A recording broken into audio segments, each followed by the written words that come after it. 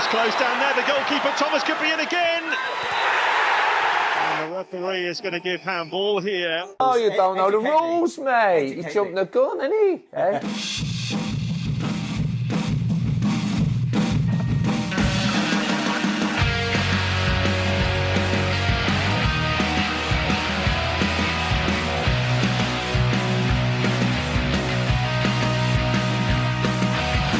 Hello, Gasheads, and welcome to this episode of GasCast. I'm your host, Neno, and joining me for this one is Max. Good evening. Good evening. And Willett. Good evening. Good evening. We are class. So the end. You are buzzing. I'm buzzing. I am buzzing. It's been a long time since we've done a pod where the vibes are good. I think we're all excited for this pod, though, aren't we? Compared to some of the last 18 months or so, coming here to chat about Rovers, always enjoy it. I really enjoy doing the pod. I love it. But it is nice to have some positivity to talk about and some wins. Buzzing for this one. A little bit of housekeeping to do before we start. So, episode is sponsored by Oakfield Group, as always. You can find out more about what they do. So they are recruitment headhunters, and their website is theoakfieldgroup.co.uk. So go and check those guys out if you need any of their services. The other thing I want to touch on before we start is that Jack from the pod, Jack of the pod, who hasn't been on the pod. He's not been on the pod for a while. 2 years. Granted, he's not been on for a while. He's not been on since Liverpool. That's true. They're very And very I'm not even convinced he was there, to He be wasn't honest. even He was sober. on the pod, but he wasn't there. His body was there, but his mind was not there after 10 pints at Anfield. We were celebrating Matt Taylor being appointed manager. Yeah. like it was winning the World Cup. Yeah, if you're new to the pod and you weren't listening at the time we went to Anfield for the awards, I would strongly recommend going back and listening to that episode that we did. I can't remember what it was called now, but basically we were all pissed and doing it at 2 a.m. Yep. in an Airbnb in Liverpool after not winning an award. We were a bit salty about it, but anyway, all good. What I wanted to say is that Jack's jumping out of a plane. I think he's doing that on the 21st of September, sorry. for charity. Right. For charity. He's doing it for the charity Doctors Without Borders. So a little bit about them. So they're the world's leading medical humanitarian aid organisation, and they provide emergency assistance to people affected by armed conflict, epidemics, and natural or man-made disasters without discrimination and irrespective of race, religion, gender, or political affiliation. Really good stuff. Last time I looked, which was a couple of days ago, so he's aiming to raise £500. He had raised £340. So he's not that far off his total. If you would like to donate, I will put the link to do that in the description of this podcast. So he's got a Just Giving page. So yeah, he would greatly appreciate anything that you could put towards that. Sounds like my worst nightmare, jumping out of a plane. Oh, God, yeah. It was my 30th last year, and it was like touted as a potential present. And I was like, no, if you get me that, I would just sit on that. I know exactly what's going to happen. I'll get on that plane, I'll get up there, and I'll just shake my head for about an hour until the plane comes back. You will take off on that plane and you will land in that plane. In that plane. Yeah, I don't know what I would jump out of a plane for. Would you jump out of a plane if I said to you now, Rovers will be promoted this season if you jump out of a plane tomorrow, would you? Yeah, I'd do it. You would do it? I would do it, yeah. Would you? Yeah, Do go it. on. Do it for I don't the think I cash. would. I'd do anything for my team. I enjoy League Two. Jump out of a plane. I enjoy League Two too much to Oh, yeah, you love it jump out so of a plane. much. Winning games, mate. What more do you want? Right, on this one, we are going to chat about Newport 2, Bristol Rovers 3 on Saturday just gone. We're then going to have a chat about deadline day, because obviously turned into quite a busy day of incomings and an outgoing, and have a little bit of a chat about the squad that we are left with until January at least. And then we're going to finish with a Barrow preview, which is obviously our next game this Saturday at the Mem. So Newport away, some stats to kick us off. Possession was 47% to Newport, 53% for Rovers. Shots, 11 for Newport, 12 for Rovers. Shots on target, 5 for Newport, 4 for Rovers. Big chances, 3 for Newport, 5 for Rovers. And the XG was 1.61 to Newport and 2.85 to Rovers. Very high. Max. Yeah. Grimsby the week before Yes. was obviously our first away win since January. Yeah, since Cambridge. Correct. Newport, with how they'd started the season, obviously felt like quite a big chance to register back-to-back wins on the road, which is something we hadn't done in about 2 years, I think I'm right in saying. Yeah. It's funny because I went to the game and in the morning I was stood there in the shower thinking, great chance to win. But then I was almost lowering my own expectations and thinking, but it is a tough game on the road, bit of a derby. Would have snapped your hand off for 4 points from Grimsby and Newport before these two games, having not won in such a long time away from home. So yeah, I was kind of talking myself out of the fact that we needed to win it. Not that we needed to win it, but anyway, went on, won it. Should have been quite comfortable, made it quite hard for ourselves. But overall, still, great win. Yeah, superb. And I kind of had the same kind of vibe as you of the Grimsby win was so not unexpected, but it was like It was pretty unexpected. It was a little bit unexpected, but I thought given the circumstances of their win against Man United, we thought there might be a bit of a hangover. It was on the cards, but whether we were actually going to pull it off was another thing. Can I just say we're about 3 minutes into the pod, you're already not speaking into the front of your my microphone. gosh. Okay. I apologise. Well, I've adjusted sort him out. the position of my microphone. Yeah. Sorry, you're in your flow. Continue. Yeah, you've ruined my flow completely. Yeah, I mean, in terms of that game, it was a great win, but the concern with this is, are we going to be able to form any kind of consistency and get any momentum going? And that's been the thing that's let us down, not in the past, but I guess more recently, has been not backing up these wins with more wins or similar performances. And Newport is a tough test, like you said. I don't think the fact that they lost 5 in a row going into this really had any kind of bearing on the game, given how physical they were, given how much of a derby it is between the two teams. And I think you said on the morning, Mike, it's just very Rovers to go there and now just be not banana skin, but just not put in the same levels and just slip to a draw or a defeat. And like you said, a draw wouldn't have been bad. I think I probably, as it was approaching half time, was kind of like this game has got no real quality or momentum to it and could go anywhere. But, it was a great win. And we'll go on to talk about the performance in more detail in the second half and the first half and how they compare. But I think it was really important for us to get 2 away wins in a row. It was important for us to establish ourselves as a cut above them. I think not to look down on any teams, but I think if we have any ambitions of finishing top 7 and up, which is something that everyone at the club and everyone in the fan base wants, maybe not necessarily expects, but wants to do, we need to establish ourselves as a team who, I hate using the phrase, beat teams like Newport, but when they've lost 5 in a row and they are struggling at the bottom end of the division, when we've just had 2 wins in a row, we need to go into it and try and win, and we did. And I thought we did it in a pretty emphatic fashion, albeit with a funny 5 minutes at the end. But overall, couldn't be more pleased, really. Yeah. I mean, like we said, in classic Rovers fashion, didn't make it easy for ourselves in the end. But I was just thinking, how nice was it for at least kind of half an hour in that second half to put a few goals past the team. And I thought like Max said, really, assert our dominance on a side. Like the other wins we've had this season were tight, scrappy, 1-0, very fine margins. But it was just so nice being stood in that away end, just seeing goal right in front of us. The limbs were amazing. It was just a really nice feeling watching us until the last 10 minutes. Yeah, I mean, I think you said, Max, as well, in the kind of lead up to it, that you're thinking we need to demonstrate we can actually score goals on a regular basis, not just bag a couple and then, scrap every win. And I know it was scrappy in the end, but really that should have been quite a comfortable victory in the end. But it was a great, I thought really solid performance. Because the doubt that was creeping into my head before the game was one, we didn't have Southwood, which I thought was, that was always going to be a risk because he's in good form.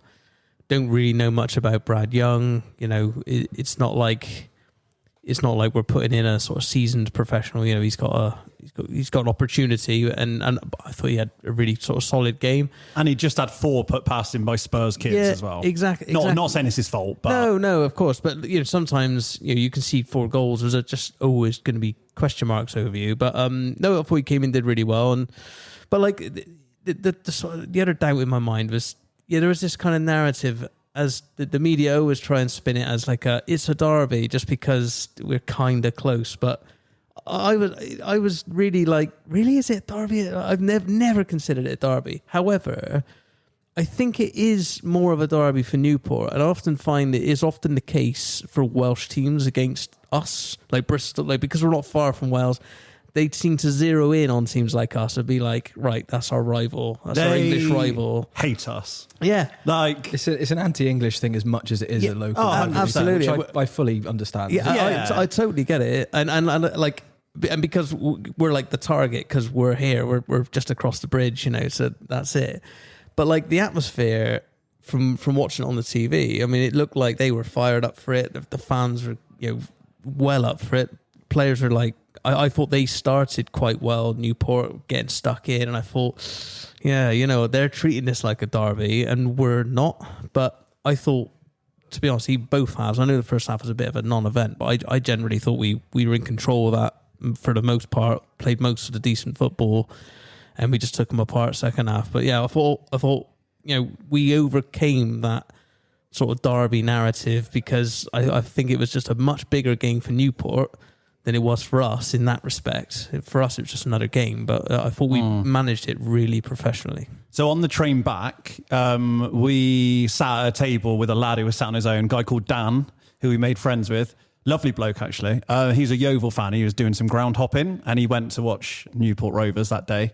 And he was stood... So the rowdy bit of the Newport Stadium, for anyone who's been, is directly behind the dugouts. On the side of the pitch is where their ultra stand or whatever. Basically a load of 14-year-olds in black T-shirts, but they all stand directly behind the dugouts. And Dan ended up, not, I don't think by choice, but just ended up kind of being stood just to the left of them. And he was saying how it was one of the most... almost, I can't remember the word, he didn't use the word vile, but almost like one of the most aggressive bits of stadium he's ever been stood in terms of the Newport fans just for 90 minutes were just bashing on the back of the Rovers dugout, swearing at all the subs and at Darryl. And apparently it was just very, very Hostile. hyped up and hostile. Hostile, exactly. And you just can't imagine it being the same the other way around, like at the Mem. I think, like you said, they just seem to take that derby a lot more seriously than we do. You stand behind the dugout, Mike. Do you not just give your fist a little shake at the opposition? Yeah, I manager? mean, damn you! As you were saying, Get out of here. He's not seen me on the East Terrace. I've been banned for the last 5 years, and I actually attended a game for a while. You watched this game at St James's Park? I did. The one in Newcastle, not the one in Exeter. So I wasn't going to mention it, but I ran the Great North Run this weekend, 1 hour 49. You'll never sing that. But I was kind of hunting around for a pub to watch it, and I saw the Shearer's Bar was open at St James's Park. I thought I'd pop in, and they had the game on. Scott Shearer? Scott Shearer, yeah. There's a blast from the past, yeah. But brilliant, great hospitality from the Shearer's Bar, and fantastic to watch us win. Lovely stuff. Max, DC changed the shape for this one, but not to a back three, as I think a lot of people feared. But it was a 4-3-1-2 is how I interpreted it. So you had Young in goal, the normal back four that's become quite settled now of Mash, Kilgore, Lapata, Sparks. You then had the three in front of them of Chang obviously making his debut, McEachran and Conte. And then you had LT playing in the hole, basically, behind a front two of Promise and Cavan. So Promise, who had been on the wing for the last couple of games, came back centrally to make a front two with Fabrizio. Yep. What did you make of the change of shape? How do you think it worked overall? I think it was very much horses for courses. I feel like we played a midfield diamond to try and swamp that area of the pitch and gain control over what was going to be a scrappy and physical game. I can see why it worked. I also think the fact that they played a back three, Newport probably played a part. Maybe if we play a front three like we have been, it's then man for man, harder to kind of get away from your man and get into the space a bit. I think if you have two there, Fabrizio and Promise, maybe you can run the gaps between them a bit more. You can then push them back a bit, and then having someone like LT in the hole, he actually then has space to get on the ball, drive into, and watch for the runs of the two men ahead. So I think it worked well, particularly second half. First half, it it looked like it could work at times in the first half, but we just couldn't quite get our touch right or our pass right, making the wrong decision at times. But we were definitely getting on the ball as the half went on a little bit more. Second half, it just seemed to click. We seemed to kind of get to grips with what we were trying to do. I don't know if there was a slight tweak or not after the halftime team talk. But yeah, I mean, like I said, I think maybe I did notice that Southern Hales and Sparks struggle to get forward as much as they have in the other shape because they haven't really had someone to play off. Maybe they also didn't want to bomb on too much because there's less cover. So I think it was very, very narrow, and everything we did kind of came through the middle of the pitch. And I don't know. Obviously, it suited us more as the game went on. I wouldn't play it every week, but I think for the kind of opposition we were facing, it worked. So tactically, I think we got it right enough to obviously get the goals and get ourselves ahead. The issues then came in not having the substitutes to maintain that shape and keep that control. So yeah, that's kind of my take on it. One thing I do want to say is the shape really suited Caven. I thought he thrived off having someone else up there in a partnership, in a two. I think in a three, he's been playing central as the centre forward. And I think he's obviously been against like the biggest centre backs of the opposition team who he does well enough, but he's not really getting kind of his natural, the best out of him. Whereas alongside Promise could drag a man, and then Fabrizio could make like an arcing, bending run round, or it just suited him a lot more. And he's getting there, isn't he? He is getting there. I thought he was really unlucky not to score a couple. Actually, obviously the goal, the first goal is brilliant work from Chang on the right hand side, but I know it's pinging around everywhere. But he's really unlucky to hit the post on that first shot. But then also when Sparks got forward and cut it back and he put it wide, I thought he actually hit that really well. Like it's instinctive, isn't it? He's just hit it first time, which is what you want. It's really the first game I was thinking afterwards coming away. It's the first league game, at least, because I know he scored a couple against Spurs, but the first league game where he's actually had chances. In the other league games, he's not really had a sniff. No. He's worked hard, made runs in behind, used his pace, but he's not missed any chances. No. And it's something to say about like being in the right positions, and if he can start taking up those spots in the box, then that's brilliant. I'm sure the goals will come. I think when he gets that first one, I don't think he's going to stop scoring. Yeah, it's my gut. I think he'll finish top goal scorer. It's my outlandish shout. Not that outlandish. He's a striker we spent 500 grand on probably. So I genuinely think once he gets that first, he'll relax and he'll start netting them in because he's getting in the positions. I think his XG from that game was like 1.3 or something. Yeah, on his own. Yeah. On his own, so he should have scored. Yeah, Yeah. I mean, we'll talk about it more when we talk about the goals. Yeah.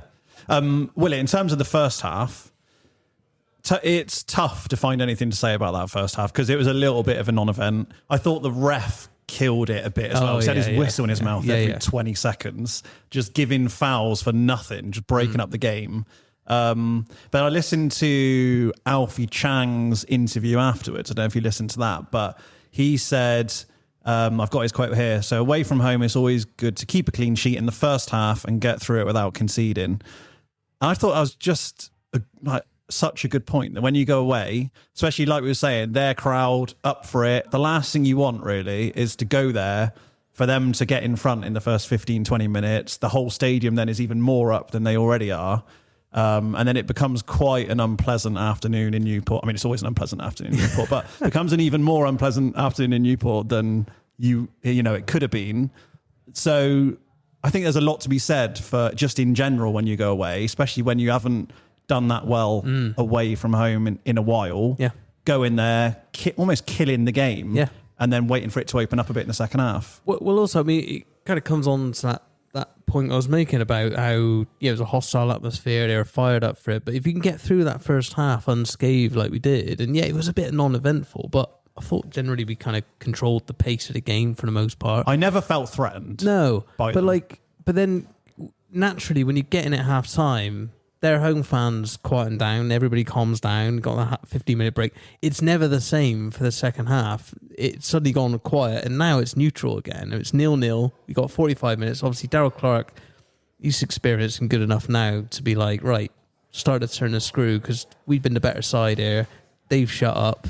It's time to start taking them apart, and that's what happened. I mean, I thought, looking at that first half, Yeah, it was non-eventful, but Chang stood out for me. Just naturally, when you're kind of looking at the new signing, you're really hoping that you're going to see something that's like a bit better than what we've seen.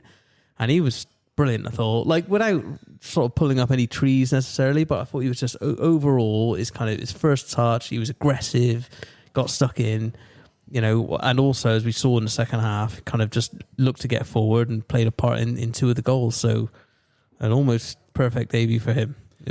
I think it's almost like first half as well.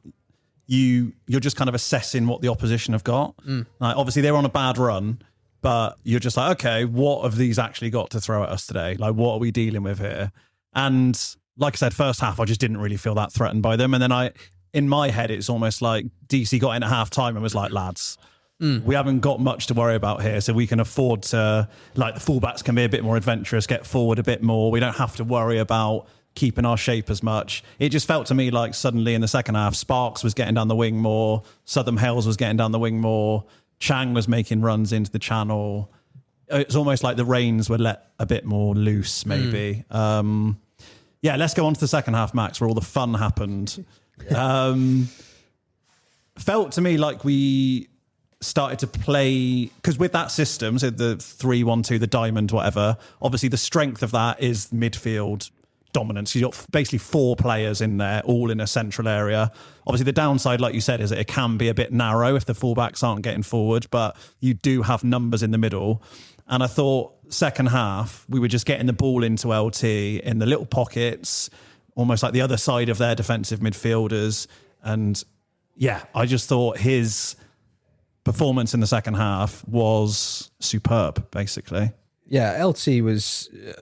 where did that come from, really? Because as someone who's kind of been part of various Rover squads over the last 4 or 5 years, he's never really nailed down a starting position at all. He's played wing back, he's played full back, he's played attacking mid, he's played wing. He's kind of been farmed out all over the place as a squad player, and we still don't really know what his best position is.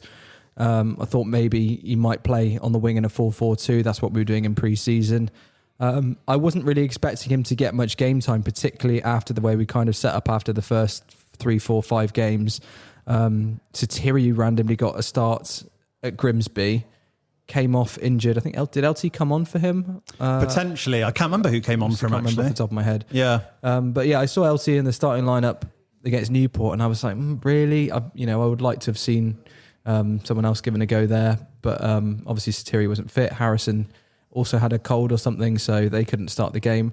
And you know what? He really, really took his opportunity, full-blooded, and made an argument. Made himself undroppable for the next game. Now, really, is what he's done.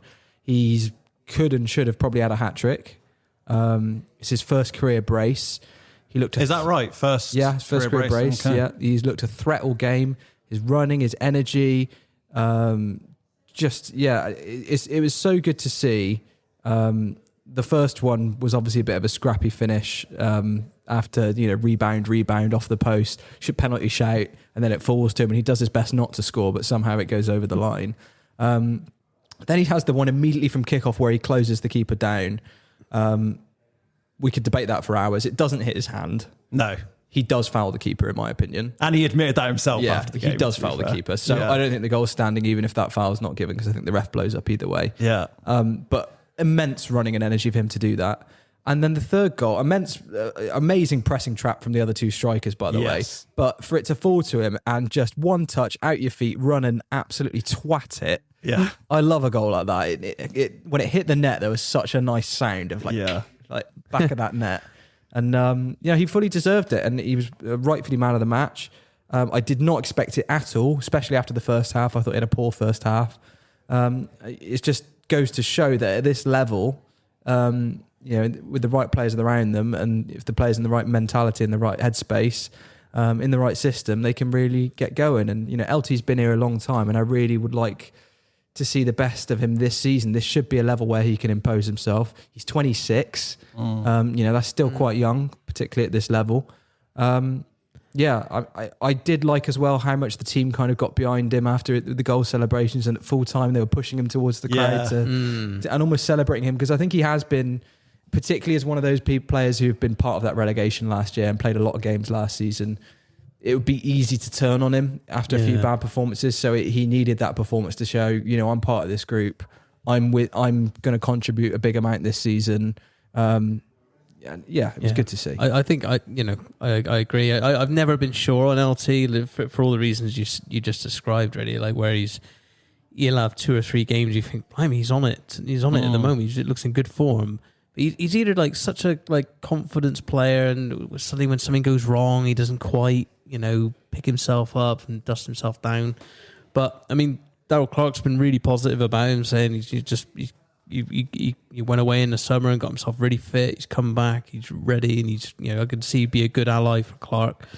But it's funny because in the first half we were kind of chatting in the group chat about LT probably needs to come off, and I sort of said, I think I described him as like an everything but player. Like he'll kind of do the sort of the sort of nifty little sort of, he looks quick, he looks skillful, but he doesn't quite beat his man. He doesn't quite deliver the final ball or score. And in the second half, he just like, right, I'm taking that personally. That's the thing with LT, though. He pretty much, ever since he's come back, that pretty much is what he's been. Like, he looks threatening, but actually there's been a lot less end product from him over the years at Rovers than there should have been, and less end product than he's capable of. I think he's a really talented player who should get more goals and assists than he does, and he hasn't. He's always had the work rate. He runs his bollocks off, like you said. Come back, looks really fit. Pressing, I mean, the pressing he did on Saturday, on what was a baking hot day, by the way. Anyone was at Newport on Saturday knows it was sweaty in that away end. And he was running and running and running. But he's never really, other than one season, I think, a few years ago, where he did get sort of 9 goals and 7 assists, something around those kind of numbers, which is pretty decent, really, for a wide man. But other than that, his numbers have always been shy of what I think he's capable of. I never look confident when he's on the wing and he's one-on-one with a man. I'm never really confident he's going to do anything. And likewise, when a chance drops to him, he usually does the hard part and then messes up the easy part. But yeah, I mean, the challenge for him now, right, is to make sure this isn't a one-off. That's got to be the benchmark before effort-wise, and if he can apply that technical side and get that finishing and that end product right. I really, progression isn't linear in players. It's not like, he hasn't done it to now, therefore he's not going to do it. That's not how it works. He could spike at any point, and that's the same with any of the players in this squad. Yeah, and I think as well, he came here with a bit of a reputation of, he went for a big feed, and when he was younger. And then we get him in League Two. We think, right, he's bound to do it at this level. That classic, he's bound to tear up League Two. And he just never quite did it. Even when he was here on loan initially, it was like, well, he's done okay. And he's always been at that sort of level. But not every player we have has to suddenly go on to play for England. It's like they can come in and just do a good job. There's always a danger of imagining that you could let a player like Luke Thomas go and you'd automatically find a better one somewhere else. I can imagine like us letting him go and then a couple of months down the line thinking, we could have done with Luke Thomas actually. So he's one of those types of players. He's frustrating, but he's done okay with us. He's not a bad player to have around at all. And like you say, Max, like let's hope this is actually the start of something where he can keep on improving, keep on playing at that level for a longer time. Well, he's going to start against Barrow. He has to start against Barrow. Yeah, he has to. First name on the team sheet, I'd have thought. Let's go through the goals. 52 minutes, 1-0 Gas. Great work down the right-hand side by Chang. Leads to an almighty goal-mouth scramble. Like we've said, probably should have scored a couple. Promise then gets brought down. I thought that's a pen, right? I think if that doesn't go in, it probably gets given as a penalty, I would like to think. Well, then he's played advantage, so does it? I don't know. Yeah. If it's not a pen, he's let someone have a shot from 5 yards out, and then he's let someone else have a shot from 5 yards out, and then pull back from a penalty. There were 2 blokes on the line. I'd be a bit pissed off. Yeah. I don't know. Anyway, thankfully, we don't have to worry about that because LT finally bundles it home. What a relief when the ball finally crosses the line. Yeah, fantastic. I mean, again, it's one of those where I wasn't even sure it was in initially. It's like, is it, what's happened? Like almost like normally when something like that happens, it's pinging around everywhere. like, is the referee going to give a free kick? Is there been a handball? Something like that. It's such a mess, but brilliant, absolutely fantastic. Great scenes behind the goal. Obviously, you were there, Ollie. I was. How was it when that went in? Yeah, well, we were saying before the celebrations for this. I mean, the limbs were great for all 3 goals, but for this one, they were almost a little bit kind of stunted because by the time I actually finally got to go mad, I'd already gone mad 3 times. So I thought Cavan was going to score. Yeah. Then I thought he was going to score again, and then it was saved. So by the time it goes in, I mean, yeah, it was good. But the second goal, the limbs for the second goal was superb. Yeah, because like we were saying, that is the one where. I mean, I don't know what the keeper's doing. I thought that keeper was pretty shite, He's to be honest. pretty good, Arnev. He's a good keeper, Yeah. usually. And you're kind of thinking it's over at 2-0 as well, given that Newport didn't really offer anything up to that point. Yeah. But that was the second one as well. Like I think, like Max said, the press from, was it Promise and Cavan, either side, cut off the pass from Zanev to their centre-backs. He had to go down the corridor between the two of them because they closed it and he took too long that his only option was down. But they were coming at such a speed he couldn't run up and hit it, so he had to standing pass it, which is what he did. The only place he could put it was down the middle of the two of them, which is exactly what LT knew he was going to do. And what a finish. Just like I said, absolute right foot, twats it. So nice. Just a ping, wasn't it? Yeah, the limbs for that one, when it's so emphatic like that and the ball just smashes the net, there's no chance of offside because of how the goals come about. It's just, everyone just lets loose. We were saying before, really, that like one of LT's problems is that he often likes to take an extra touch just to make sure he's got it on his left foot or something. But this was just like, just sticking my right foot through this.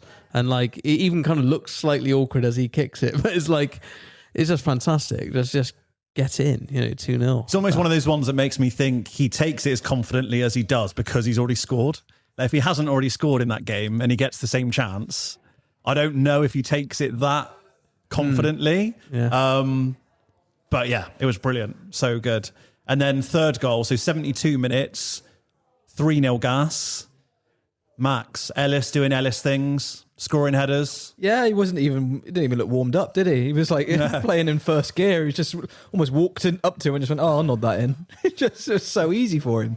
I mean, yes, Ellis scored it, but I think that's Alfie Chang's goal. It's all Alfie Chang. Yeah.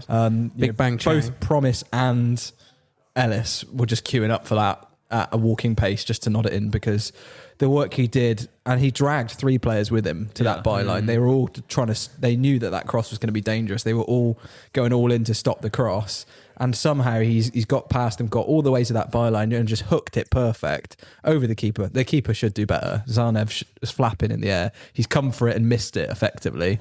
And Ellis has just got the easiest job in the world. But credit to him, he's in the right place at the right time. He knew where to stand. He's been doing it long enough. And I think that's 3 goals in 4 games for Ellis Harrison. And he's not even fully fit yet, really. So he's looking great, I think, Harrison. Yeah, I think he looks really good. I thought that with Chang, I thought that first touch was fantastic because like it was McEachran, I think, who like fired it out. It was Lapata. Oh, was it Lapata? Was it? Okay.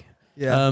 Because it was quite a tough ball to take down when you've got 2 or 3 players around you, and for him to do that and just whip the cross in like he did, I thought that's fantastic. Really, really decent. He's quite strong as well. He likes to play with his back to goal at centre mid, and then I think 2 or 3 times he just span his mat. He controlled it back to goal, had both arms on the guy, and then just span and left him for dead. And I think for a lad his age, that kind of strength is what you need at this level. And if that's how good his debut is, I'm really excited to see more of him. I think, like you said earlier, Mike, it's one of those that when you have a new signing, you want them to add to you and not just be a squad body. Yeah. And he looks like he does add to that midfield a lot. I'm also really excited to see Cottrell as well. I've heard really good things.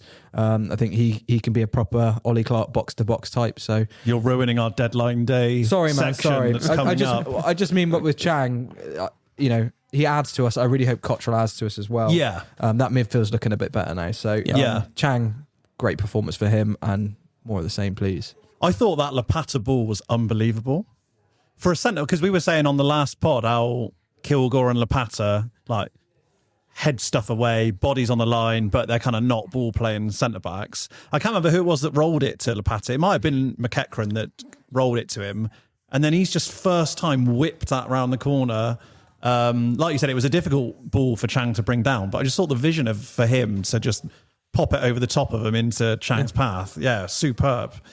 You can just tell at this stage of the game that there was just confidence going through everyone, and we were just popping it about. I was going to say, it means something for all the players to feel like I can fire this in your direction because I know you can trap this and pass. Yeah, it's very good. Let's talk about the end of the game. So Rovers 3-0 up, cruising. Let's not bother.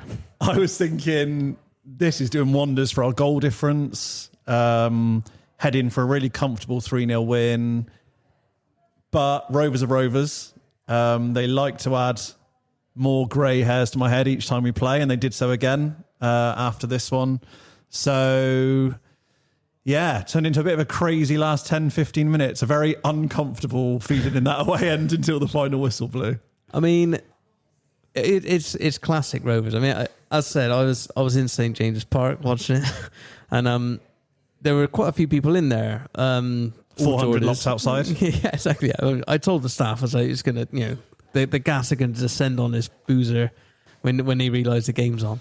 But there were quite a few people in the pub, and like they were all getting excited when the goals started coming back in for Newport. But it was interesting because I thought, well, obviously we made the subs that we did.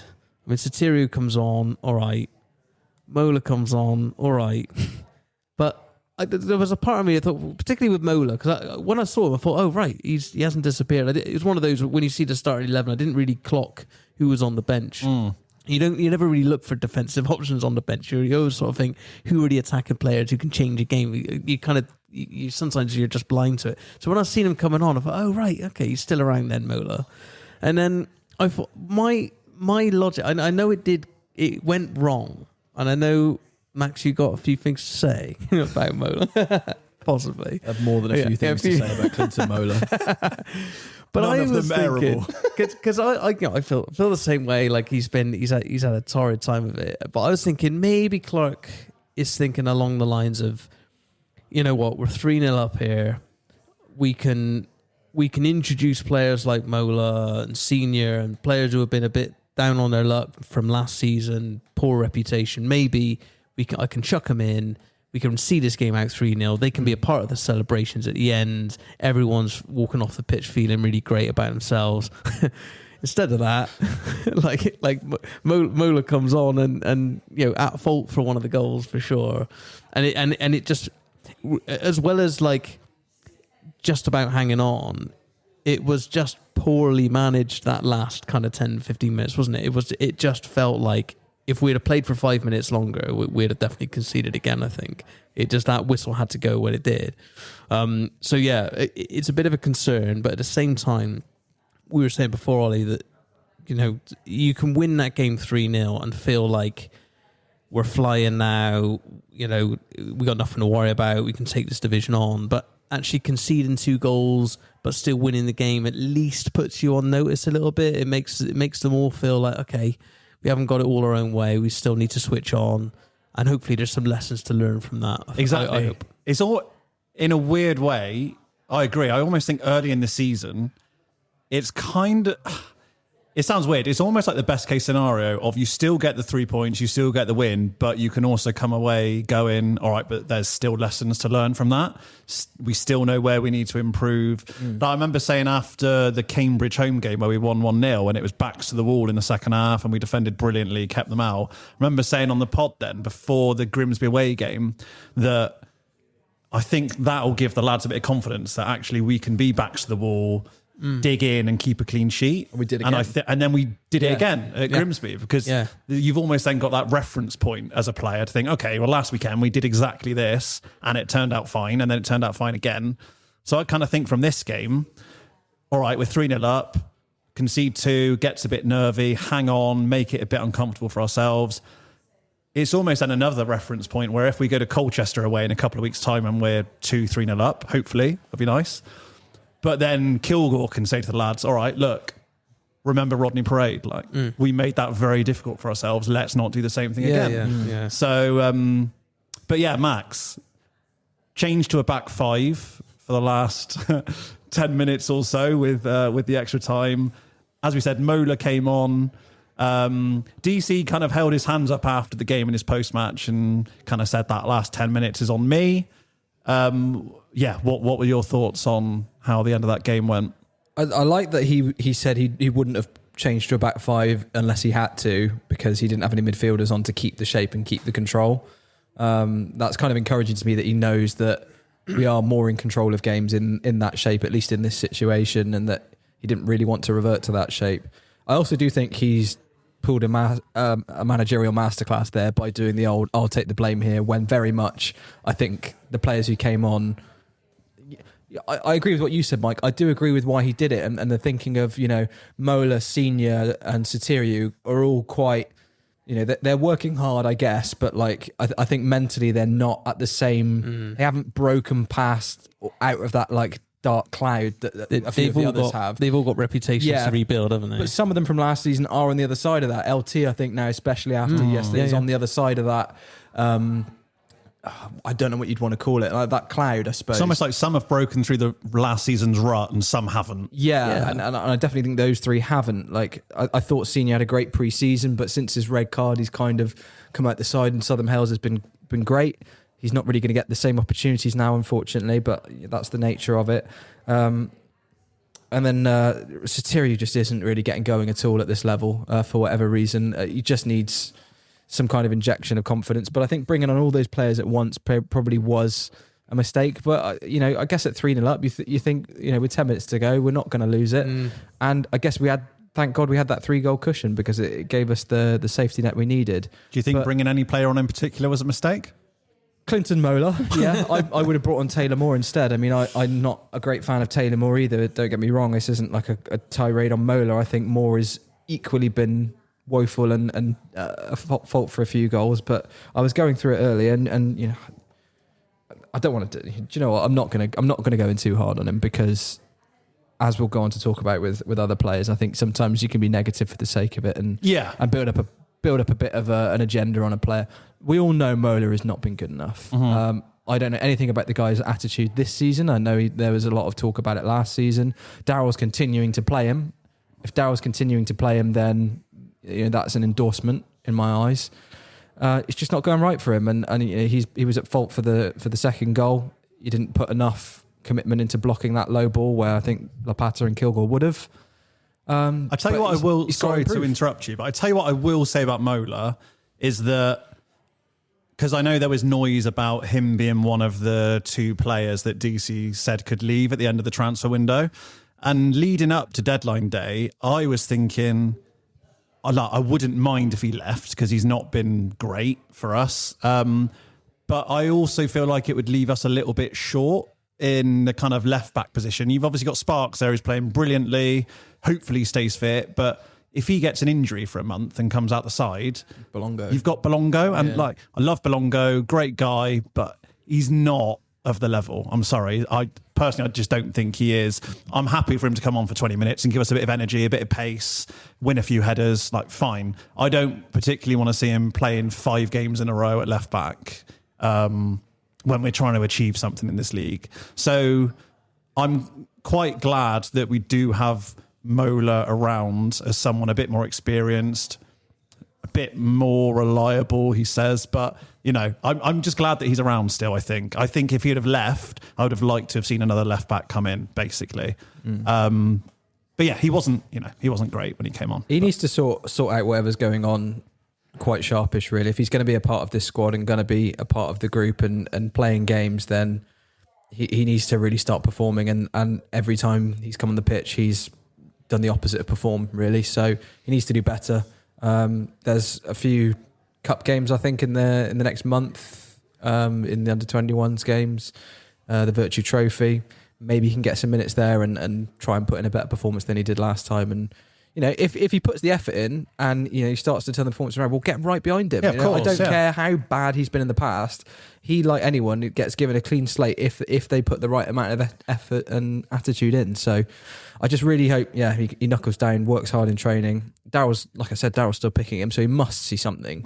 I don't think he'd play him if there was nothing there. So we'll see. But he's a really, really big talking point, I think, for me, in terms of a player who needs to to sort themselves out, or they could be shown the door, albeit the window's shut. Yeah.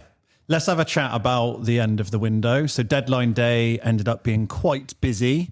1 out and 4 in. I want to start by discussing the outs. So obviously Isaac Hutchinson went on loan to Cheltenham for the rest of the season.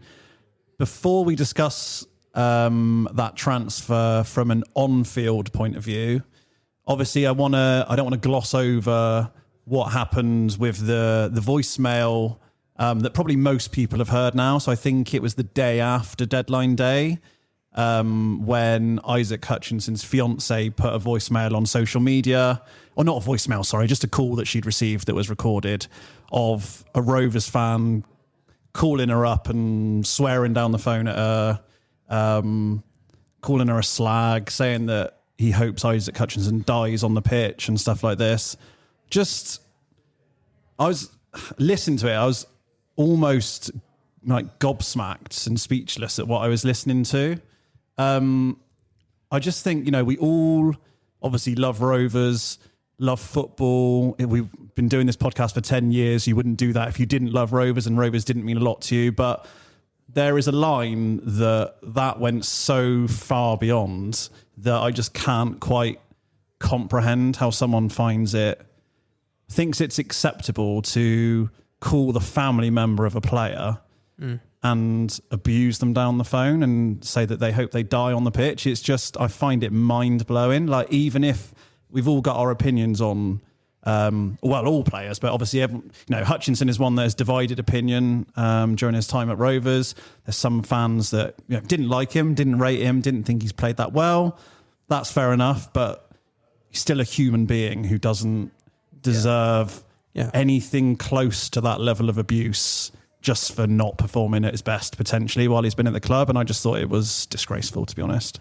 Yeah, I mean, I think obviously we talked a lot about Hutch last time and the kind of abuse he was getting. I mean, it's one of the reasons why I sort of said on Twitter that I felt he was being scapegoated, was because I felt that there was a different kind of tone to the sort of criticism he was getting, as opposed to the likes of Mola and Taylor, who was generally solely focused on the performances.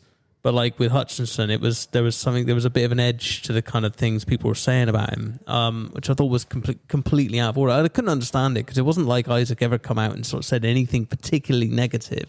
So he gave that interview about, people got to get over last season. I thought largely was pretty spot on, fair enough. But anyway, I know we went through all that last time, but yeah, in terms of the actual transfer, I think good for him. I was disappointed to see him go, because I actually rate him as a player. I know many others do as well, but it might just be what he needs to get away from us for a while. Hopefully, Cheltenham, obviously a smaller club. He might be able to thrive there. He's obviously playing under a former manager of his.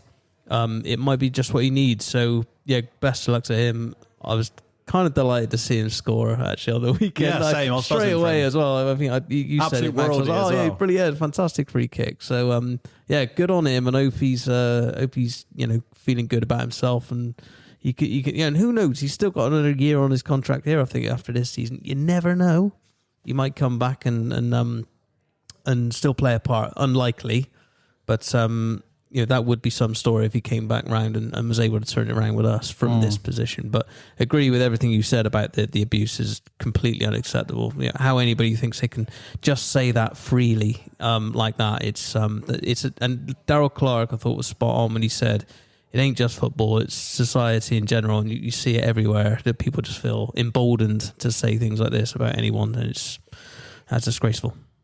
I just think, like, I know a lot of people on Twitter and stuff like that, after it all came out, were kind of saying, oh, he doesn't represent us, yada yada. But the sad thing is, he does. Yeah. We can't disassociate ourselves from someone like that and just say he's not one of us. Like, of course, we don't share the same opinions, have the same morals, agree with probably anything that person thinks, if they think that behaving like that is acceptable. But sadly, they are a Rovers fan, and they're probably someone who we're standing shoulder to shoulder with in the Thatcher's End at away games unknowingly.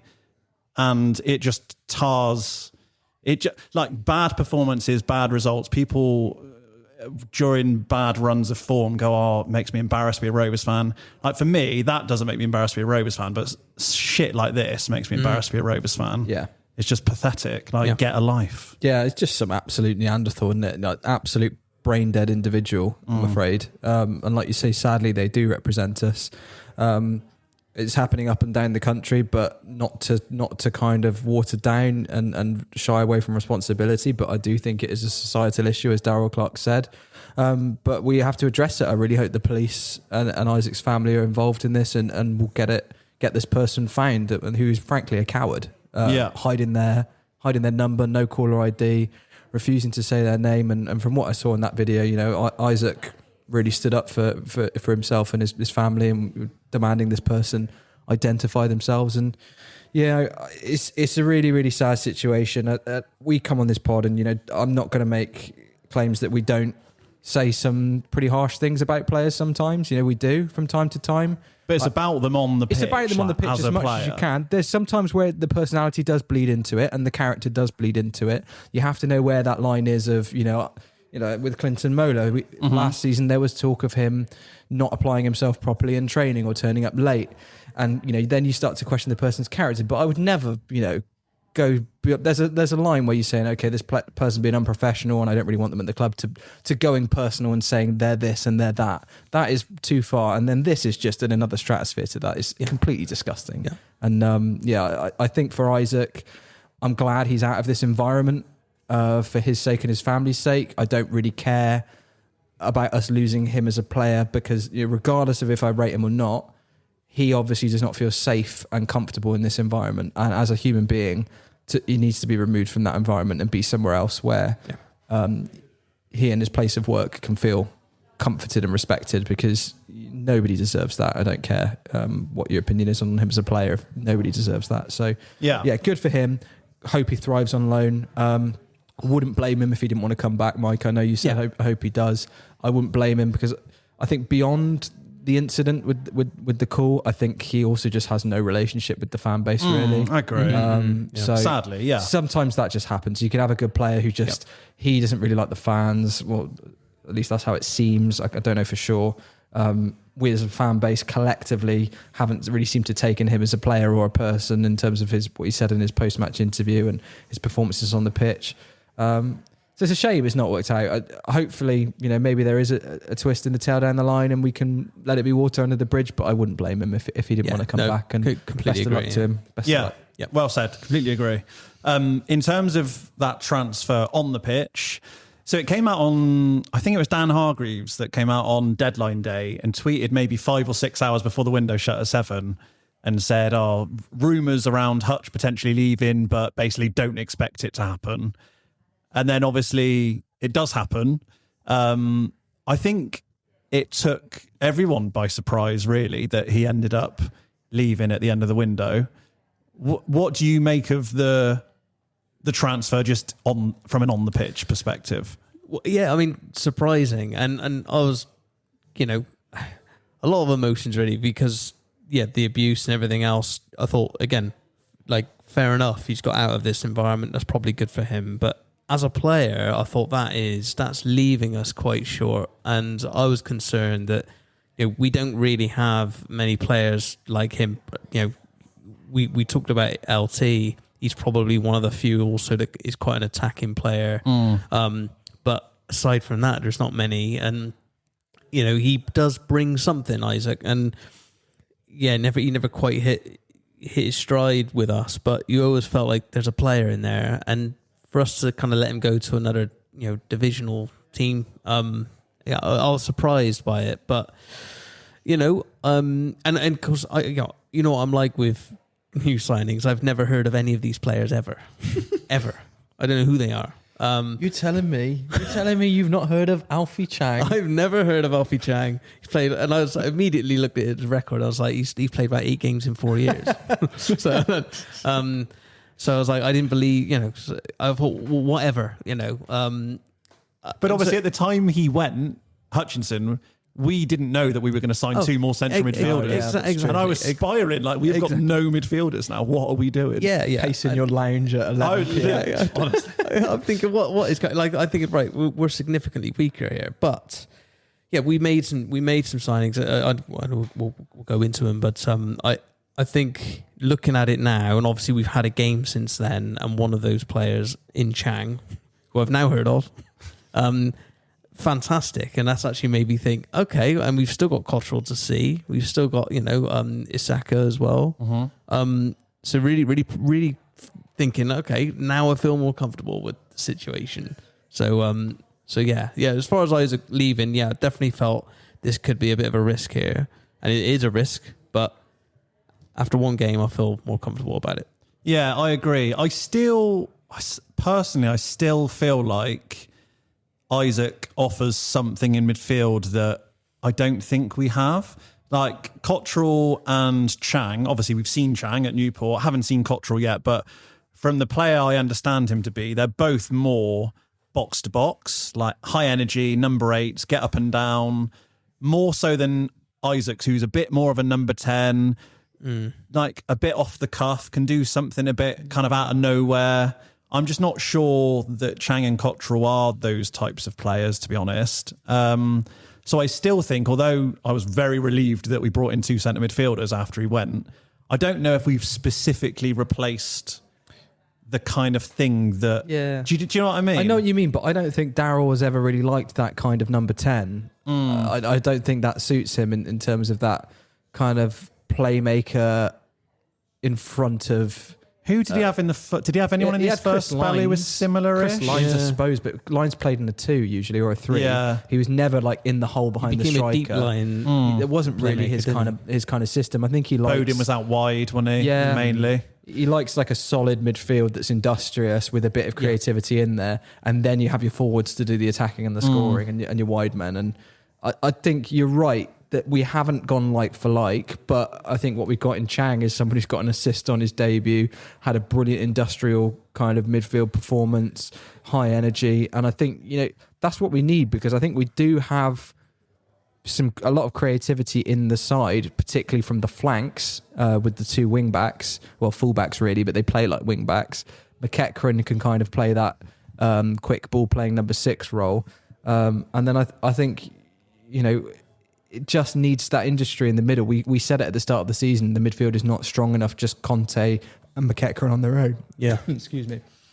So yeah, I mean, it's not like for like, but I do feel like a lot of times Hutch was like a luxury player, and when he wasn't doing his thing, it felt like we had 10 men, and I don't think we could really afford that at this level, and I don't think Darryl wants that at this level. It's funny you mentioned luxury player, because I was just gonna say that as well, that you always look at it like, I always feel like every team needs a kind of McEachran, every team needs a Conte, those kind of battling midfielders that just make everything tick.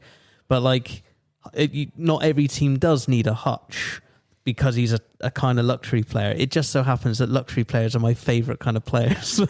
They're the ones that, like, on their day, they're kind of on their day, they're frustrating as hell, but on their day, they produce a bit of magic. You want an 11 of luxury players who turn up in 1 in 4 and we games. know that doesn't work, because you always need those Contes, you need those McEachrans just like chipping away and doing all that great work. But and Chang now as well, like, added to that mix, that's really encouraging, because as you say, I felt like we dominated that midfield in both halves against Newport, and that was encouraging. And you probably don't dominate it as much with Hutch, but there's always that chance he might produce something that might lay something on a plate for Kevin, for instance. That's what we maybe lack going forward now, but we'll see how it works. But yeah, I don't think it's not like every team needs a Hutchinson necessarily, but every team needs a Conte, I think. We didn't miss him against Newport. I mean, I mean that in the nicest way possible, but like, we didn't. No point during that game did I think, we could do with Hutchinson here. Like, we created plenty. Our XG was nearly 3, and we scored 3 goals, and we could have scored more. I think we didn't struggle to break them down. So for me, like, it's not an issue. Yeah, I just with Hutch, I think he's he's the sort of player. He's almost like the cherry on top. Like if you can build a side good enough that can really support him and enable him to go forward and do the things he does, then I think he could really thrive. We didn't have that last season at all. We had no backbone whatsoever. So people looked at him as like a player. Well, he doesn't thump his chest. He doesn't get stuck in whatever. But actually, it was those around him I felt that kind of let him down more than anything else. He was trying to put a cherry on top of a cake that was just mush. It was just a cherry. It was just a cherry on the plate. The rest of it dissolved long before he got a chance. But so I just felt like like I think if you can build a team around a player like Hutch, then that like if he can be that cherry on top and actually look decent. But I think the signings we've made, the replacements we've made, that gives me a little bit of reassurance that we're okay. Yeah. Good luck to him. Hope he absolutely smashes it at Cheltenham. Let's have a chat about the ins. So, in order of how they came in on deadline day, so you had Joel Cottrell, season-long loan from Swansea, Stefan Negru, season-long loan from Oxford, Freddie Asaka, season-long loan from Plymouth, and then obviously Alfie Chang, season-long loan. That's not easy to say 4 times in a row. Season-long loan from Birmingham with an option of a permanent at the end of the season. Do it now. Do it now. I would do it now. Max, I think perhaps a slight feeling among some fans of disappointment of the fact that it was 4 loan players that we brought in and the fact that they're all fairly young. But they add depth in areas of the squad that we badly needed depth. That's what deadline day largely is. I mean, you've done your permanent business largely. This is the flourish. This is filling the gaps, and this is, getting what you need late on. And it's going to be loans because that's what happens at the end of windows. Teams have got their squads. They think, okay, who's not going to get game time? Where can they go? We don't want to sell them. Can they get game time somewhere else? And you can get some real bargains because, one, you don't pay a fee for them. You have a loan fee, of course, but like you don't pay a transfer fee for them. The wages, sometimes you're not even paying the full wage of the player, and you can really fill in those gaps. So I think people I don't want to say people turn their nose up at loans, but I think people underestimate loans. And let's not forget that's how we got out of this league last time. A certain England number 8 was a loan player. Obviously, he was an exceptional loan. But I think with these, they're not Harry Vaughans, are they? They're players who have been in this division before largely and played. Negru had a pretty fantastic loan at Salford, cut short by injury, but he was superb in the games he played for them. They really rated him at League 2 level. And then you've got Chang, who's very highly rated by Birmingham, unfortunately, another one with injury problems. There's a lot of this, isn't there, this window, Mike? Players. Great player if you can keep him fit. If they stay fit. It's my least favourite comment to see from opposition fans on Twitter after we've made a sign-in. Up there with, they'll do well at your level, which I don't. Cottrell played 40 games for Swindon last season. They had a meteoric rise from edge of the relegation zone to edge of the playoffs under Holloway, and he played pretty much every game. So he's got a full season at this level. Perfect as a squad player coming in, in that role. The only exception to the rule is probably Asaka, who's not got particularly many games, but Plymouth fans seem to think he's got something. I think he's more of a wild card. Yes. When we need a bit of pace and when we need a bit of something's not working, we can throw him on. But I think the other 3 particularly are definitely players who have played enough senior football. They're not lightweight kids. They're all like 22 and older, I think. And they, I think they come with a pretty good pedigree. And they're all, I would say, other than Asaka, they're probably all try before you buy kind of things. I think Negru isn't going to play in the Championship, maybe in League 1 for Oxford if they go down. Cottrell, unknown if he'll kind of break into Swansea's team. And then Chang, well, we've got an option to buy on that one, which is, judging on the quality and what we're saying, I'm surprised. I think he's probably suffered from Birmingham rising through the division and up pushing towards the Premier League more than they anticipated doing. But option to buy on him's lovely. Whether he could have an absolute stormer of a season and then just not want to sign a contract with us, even though we have because he might have better offers in League 1 and the Championship. But at the very least, it's a huge positive that we're looking at these players beyond this season, integrating them into the group and saying, like, be part of the long-term project. If you don't want to, you at least play a part this season. So I think they're all good options. We've yet to see 3 of them. So I can't really say whether it's going to work out. But if they're all as good as Chang, which they probably won't be, but if they are, then all's good, you know. I like that we've not seen Isaka yet, but I like that he was described as like rapid. And you look at like Fabrizio, he's quick as well. I like that we're trying to build a bit of a, get some pace within this team, because like we know that Luke Thomas has got a bit of pace as well. So just actually adding that, we never had that again last season. I thought we did though. Do you remember in the summer we signed like Satiri and we were like, oh, Orient fans say he's rapid, and that we signed a few, and I was like, we've got pace in the team now, and we just didn't. Yeah, no, true. But even like Promise looks like he's suddenly got a yard of pace. Like when you stick him in a position that he has a bit more confidence to like turn and run. Maybe that's at the moment with Satirio, he's just like, I'm just going to run around, but I'm not able to stretch my legs because I just haven't got the confidence I'm going to beat someone, or I don't know. But you're right, we haven't got many players in the squad with like electric pace that scares defenders, I think. Like Satiriu's fairly quick, Promise is fairly quick, but I think Cavan really, and hopefully Asaka, are the only two players we've got with like pace to burn that the defenders are going to be like, fuck, can't let this guy run in behind me. So I think that was badly needed. And you want those kind of options off the bench sometimes, when you need it, like away from home when you're under the cosh, and especially when you're pinned in like we were at Grimsby.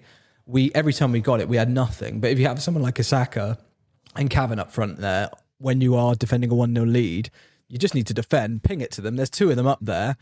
You just need one of them to get it under control and the other to be running, and the whole defence and the whole Grimsby team, or whoever we're playing, would just shift back, and it would just give us a bit of breathing room. And I think that's just what we didn't have. And pace doesn't necessarily mean we're going to get in and score loads of goals, but it stretches opposition. It gives you more room to breathe. It gives you more room to play. And I think that's the key part in that signing. And I don't know if he'll be a starter, but he'll definitely be a wild card off the bench. Yeah, I think, like you were saying, I think of the four, he's the one that feels like a bit of a kind of wild card, almost a bit of a gamble to me, whereas the other three, probably going to come back in my face this, but I feel fairly confident that they're like quite steady players that are going to come in, have been at the level before. Feels like they've probably done a bit more research on those players, and exactly. more of a bit of a punt. Like he's available, loads of pace. Yeah, fine, we'll take it. Call might have come in like an hour before the window. Yeah, do you want this guy because he needs to stay local and he needs minutes? And we were like, we got budget. Send him up. Send him down. Yeah, we'll have him. I was listening to Having a Gas last week, and they had an Oxford journalist on who was talking about Negru. And he was like gushing about Negru and how good of a player he thinks he is, and was kind of saying how he's surprised that a League Two club has got him. And it had me thinking that, are we looking at Negru starting in a back three with Kilgore and Lapata? And I'm scared. Well, I know that a lot of people have kind of felt like that's a given, and I think we've all felt that it's possible. That's Darryl Clark's kind of preferred way. I think that one of the issues with what happened on Saturday was that the risk we've got is, and it's good and bad news, that Darryl Clark's found a kind of formation and a system is kind of working at the moment. But the second he tries to change that, or just veer away from that, maybe start moving things around, it kind of falls apart.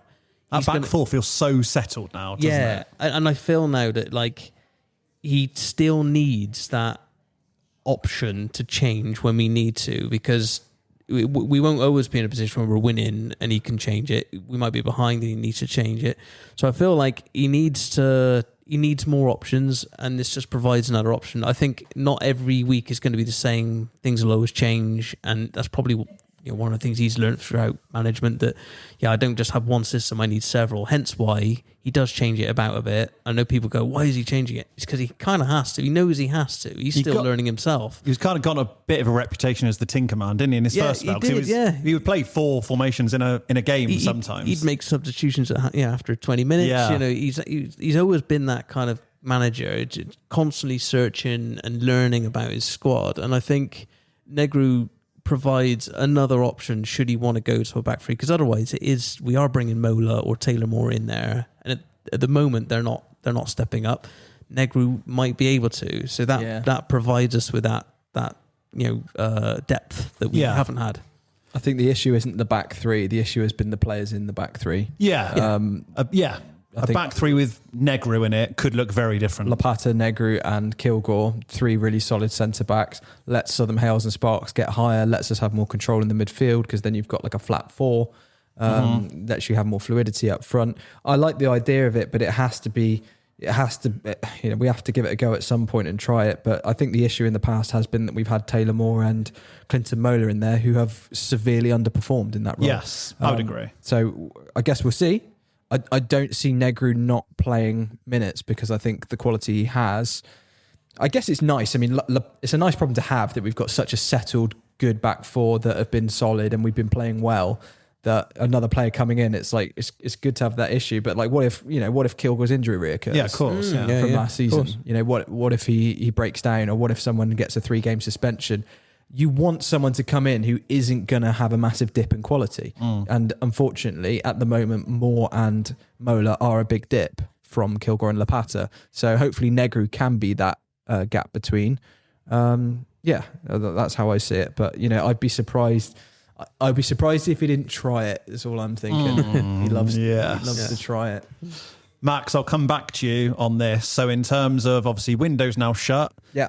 We now know the squad that we have to take us up until window reopens in January. Yeah. What are your thoughts on the squad? Are you happy with it? Are there any areas where you feel like we're still a little light, a little weak? I mean, I'm pretty happy with it. I'm as happy with it as I can be, really. I don't see I can see a very, very Chris Martin-sized gap in that front line, and I think there might be a Chris Martin-sized gap in the budget as well, is my gut feeling. Do you think we'll sign him? I'd be surprised if we aren't heavily considering it, and it would depend. And I'd be surprised if it wasn't like pay as you play at his age and after his injury, which could suit us very well. So I'd be surprised if it wasn't a conversation being had. I don't know how much he'd play over what we've currently got. I don't know how much he'd start, but I certainly think he'd be a very experienced and invaluable squad option. Who knows where the net is in games where we may be struggling to find the net.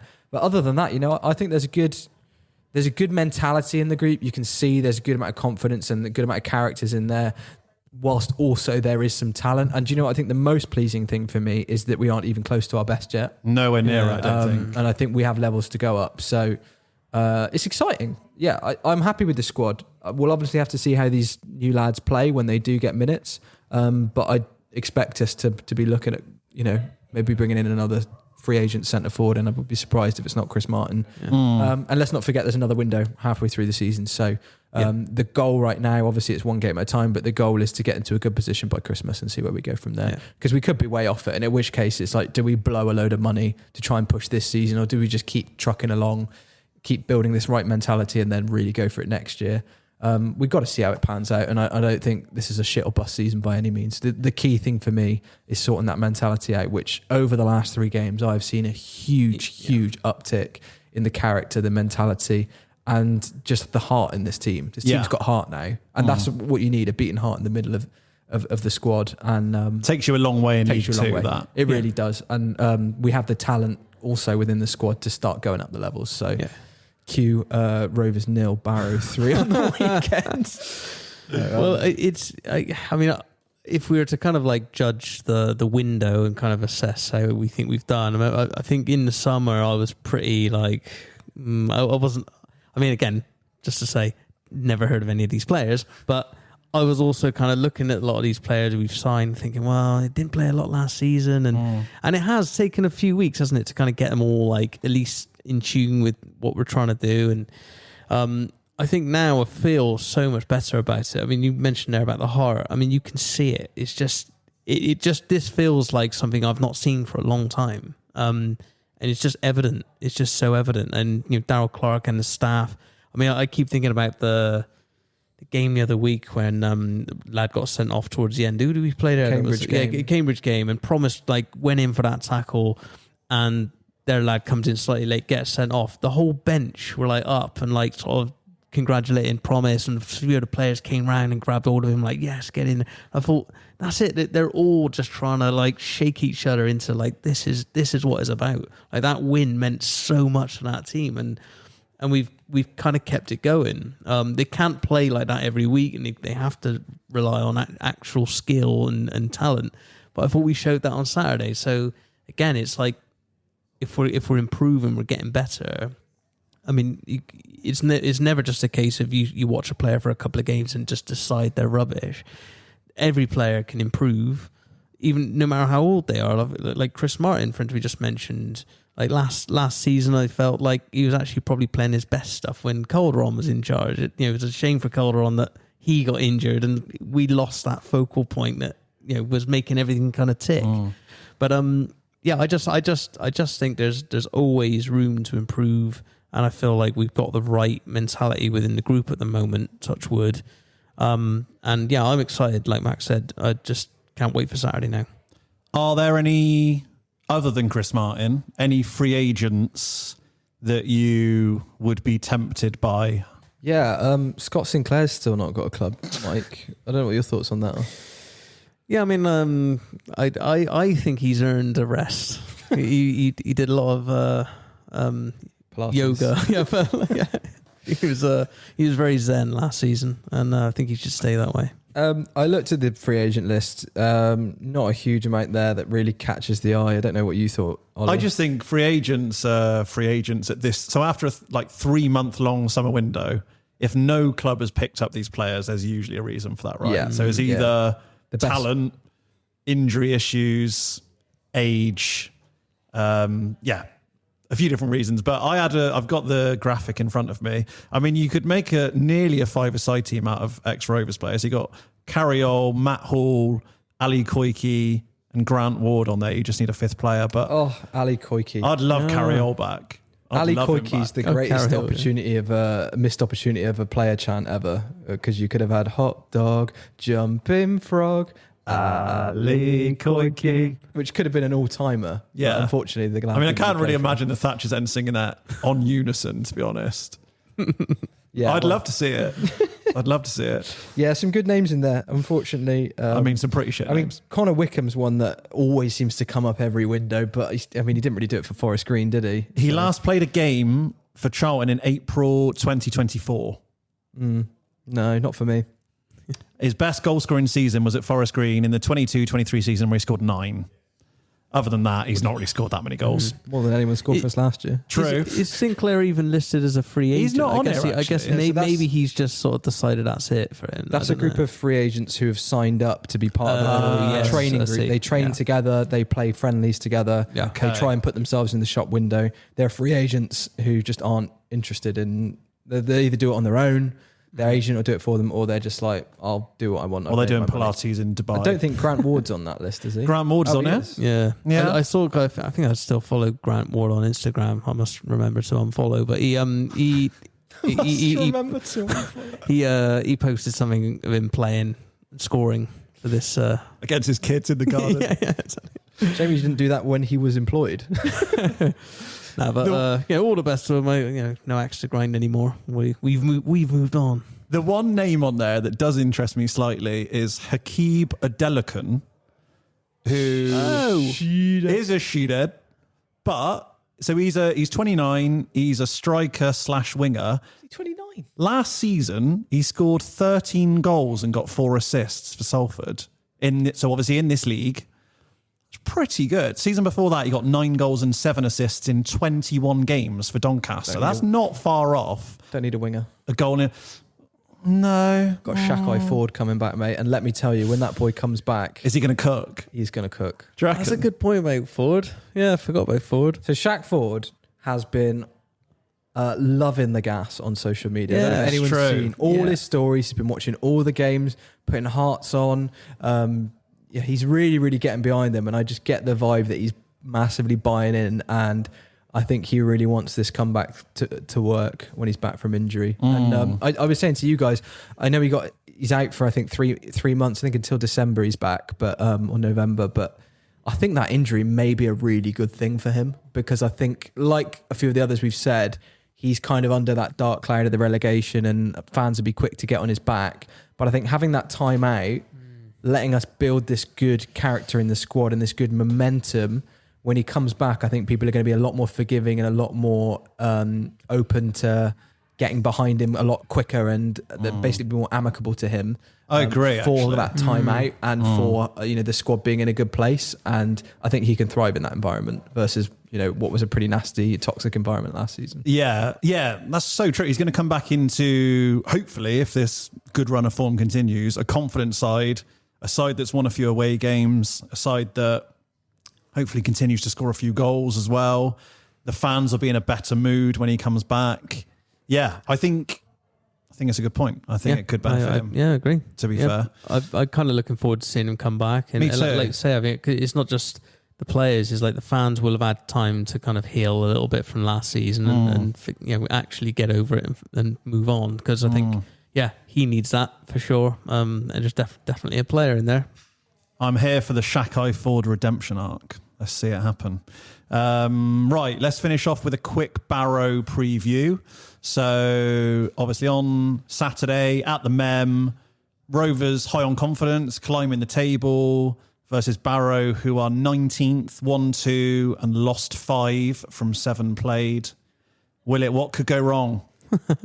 Well, it is often at this stage when you start to feel a little confident and you're playing a team that's below you, not in as good a form as us. It's generally then that we hit the skids. But I don't know. I mean, I can't help but feel very, very positive about it. There's always the unknown. We're not always going to steamroller teams. I still don't think we're quite there yet. Like No, Max I don't. I think there's a long way to go. We've got a long way to go. But this is one of those games that you look at. Start of the season, whenever, even if you're in poor form, you look at Barrow at home and go, we should be beating the classic. We should be beating teams like this, and that's what this fixture feels like. I can't wait for it, but I'm experienced enough to know that this could be a bit of a grind. It would be liquid Rovers to lose this 2-0. Yeah. So we've just got I'm feeling confident, and do you want my prediction? Not yet. Not yet. Okay. All right. Well, hold fire. I'm feeling good. All right. Yeah, they had a pretty dreadful game against Swindon Town. They were 3-0 down. I think they got one late on to make it 3-1, but I think overall they massively were outclassed by a Swindon side that, make no bones about it, will be up there this season. They're flying. They are doing very well, and they've got some cracking players. But they got taken apart at home by Swindon. Low on confidence. Don't think it'll be easy by any means, but I think we've definitely come into it strong favourites at home. We have to be. We need to try and make the Mem a fortress now. We had obviously a rocky start against Harrogate, but we're slowly building it now. And I'm optimistic that we'll get our noses in front and establish some control on the game. What we don't want to happen is to let our guard down, go 1-0 down, and have to try and break down a team that's going to pull all the away day handbook tricks on us. But I'm confident we're going to have more quality than them for sure. I just want to have a comfortable afternoon watching Rovers. Very nearly did. Yeah, exactly. Very nearly. I just want to have a nice, relaxing, almost just a boring 2-0 win. I'd love it. When's the last time we won by a 2-goal margin, I think, was against Cambridge at the start of last season when we won 2-0. Really? I think every other win last season was by 1 goal. Wow. We beat Barnsley 3-1 at the Mem near the end of the season. Oh, yeah. We did have a couple of 3-1s, didn't we? But I think Peterborough. all of those threes, the third was very late on to seal it. You're right there. It'd be nice to give a clean sheet and score a couple, wouldn't it? Oh, yeah. It would just be so nice. I just don't want to be watching through my fingers for the last 10 minutes of every game. I think there'll be a lot of expectation and the worry is the longer it goes 0-0, there'll be people getting a bit anxious, trying to get wound up, so You'll be banging on the dugout. Yeah, I mean, exactly. If I'm allowed in, I have to put my disguise on. But I'm feeling confident. You're now allowed to give me your score prediction. Okay. I'm going to go 1-0 Rovers. It's a win. It's a win. It's a W. I'll take it. Yeah, and the reason for it, for the reasons I say, I just think it could be a bit of a grind, this one, but confident we can do it. I'm going to go 1-0. All right. Goal scorer? Ooh, I'm going to go Promise. Like it. Yeah. Like He's due it. He's one. And in good form, all promise, may I say. I think he's been. I thought you played well again on Saturday. I think he's been excellent out there and in consistently playing very well at the moment. So yeah, really, really, really pleased. I will go 4-1 Rovers. Oh my word! I love that from you. Just in my gut, I feel it in my gut, man. I think we'll score early. I just think we'll establish control. I think we'll do what we did against Newport, and there's no reason to suggest we shouldn't. 4-1. I think we're starting to get a bit more confidence. I think Caven, I think it'll click for him and he might get 1 or 2. I think the rest of the team will go from there, and I really think we'll just have a good day. I think it will be comfortable. You know what? I'm not going to be overly cautious, and I don't think that's getting carried away. I was going to say 3-1, but I thought, you know what? Sometimes you're 3-1 up and you're so confident that you just get another, and I just feel 4-1. Okay. I'll go Caven. I'll go McEachran, and I'll go Thomas. Okay, nice.